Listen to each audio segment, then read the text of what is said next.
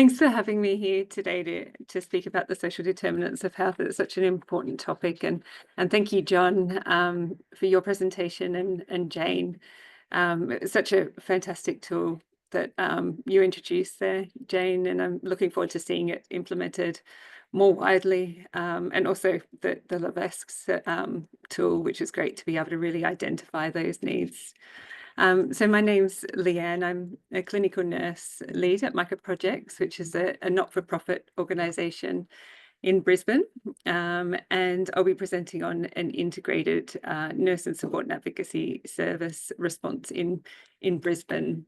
So MICAH is a not-for-profit organisation, and we support individuals and families experiencing homelessness, poverty, social exclusion in Brisbane, and focusing on empowering people to improve their quality of life, access to housing, healthcare, and social justice. So the service response was developed as a way of working with people experiencing homelessness to provide an integrated response, working with nurse and support and advocacy worker in an assertive outreach way.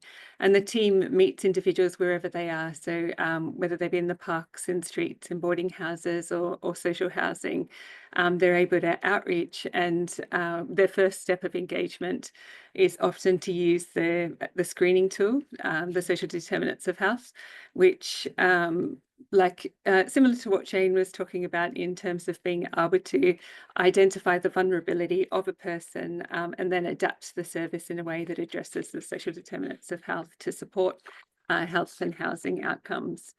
So the Street to Home nursing service, it's been going for probably 10 or more years, and we've had that experience in leading a nurse-led model of care embedded within a social services team to address the social determinants of health. So the target is hospital avoidance, and we've had a few different models of care that have delivered that cost saving. So the after-hours nursing service has been evaluated a few times now, and the most recent one had a look at the service on the nurses are being able to respond to people immediately, providing brief intervention and then linking them in for ongoing care.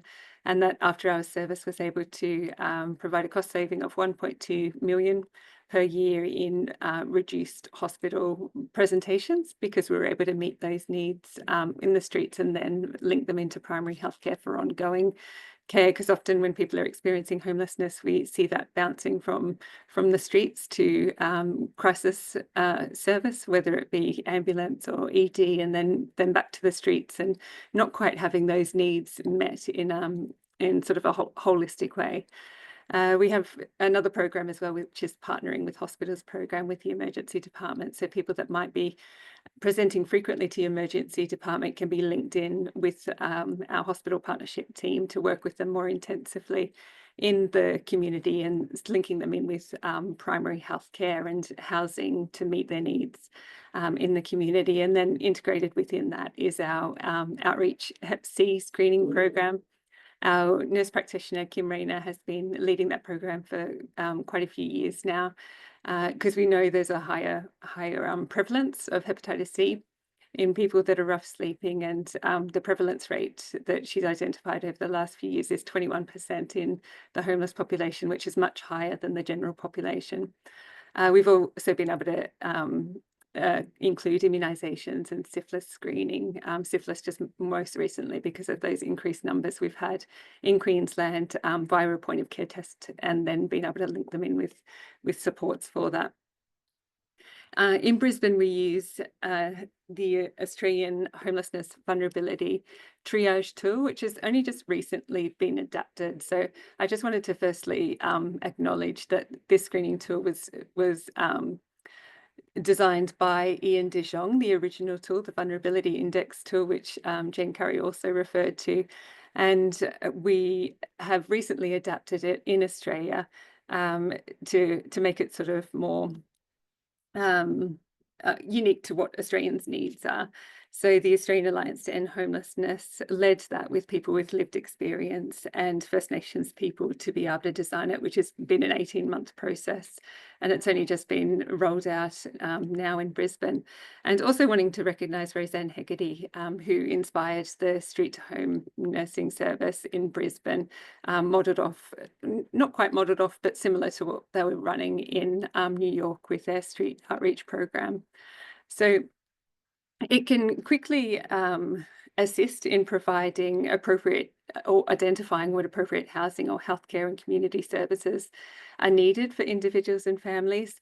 And MICAH Projects isn't the only one that does this tool. Other community services across Brisbane and across Australia are using the tool, which feeds into the Brisbane Zero. And then on Friday, all of those community services are able to come together with the Mental Health Service, Queensland Police, Department of Housing, and we're all advocating for those that are the most vulnerable on the street. So it's getting to know people by name and what their needs are and what can best meet their needs.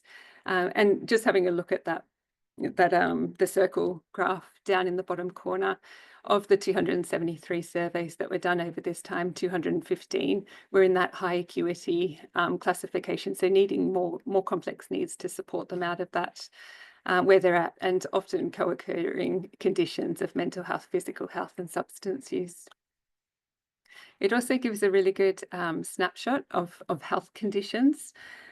So it's looking at physical health, mental health, and disability. So looking at the bar graph up in that top corner again, intellectual disability, 76, and physical disability and neurological conditions. And with people that might be sleeping rough and from a lower socioeconomic area, what we often notice is perhaps they don't have evidence of their condition or all of their information in one place, or not able to advocate for their needs or the services. So what our nurses are able to do is bring some of that information together to see if they might be able to access DSP, the Disability Support Pension, or NDIS, so they can get some support services in place that might make them be able to support them in their accommodation once housing is achieved as well.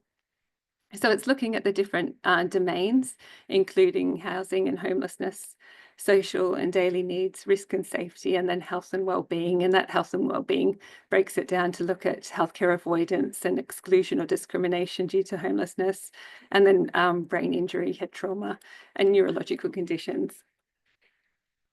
So the model of care we use the social determinant screening tool to be able to give us that quick snapshot of vulnerabilities for the individual. And then we work collaboratively with our support and advocacy workers with a housing-focused outcome. We've got the establishment and trust and rapport with individuals and families, and I think that's really key in working with vulnerable people, and that takes some time to build up, and it's something that you're always working towards, is building that trust in the service, but then also being able to link them in with other health services and building it slowly over time. There's the provision of an immediate response with people on the streets, parks, and homes. So being able to respond when people are in crisis is quite key, and having that flexibility in the service to be able to do that. And then to be able to link them in with health assessments and referrals into primary healthcare, because we know if they're better linked in primary healthcare, it can avoid some of those crisis presentations. And then engagement in proactive early interventions for preventative healthcare, which is some of that screening that we've been able to bring in. So some of the challenges that we've seen in the Street to Home outreach team is the reluctance to seek hospital care due to negative experiences or mistrust or stigma.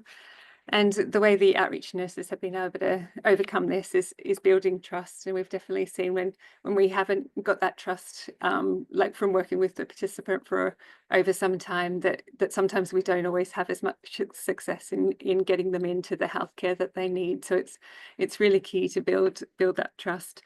There's advocacy for individuals by engaging hospital staff to ensure that there is non-judgmental, trauma-informed care.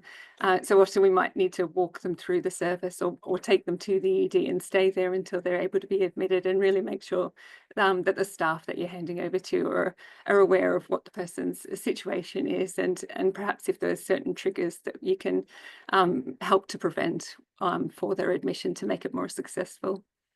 And then providing support to overcome the social determinants of health and bridges that gap between individuals and the healthcare system. So lessons to guide others is working from that trauma-informed, person-centered approach, advocacy and collaboration with other organisations and community services to ensure that they're linked in, and then flexibility and persistence. I think our CEO, Karen Walsh, is really innovative in allowing us to work in that flexible way and adapting services to what's really needed by the population. And it's key to the way we are work to be able to make it more flexible.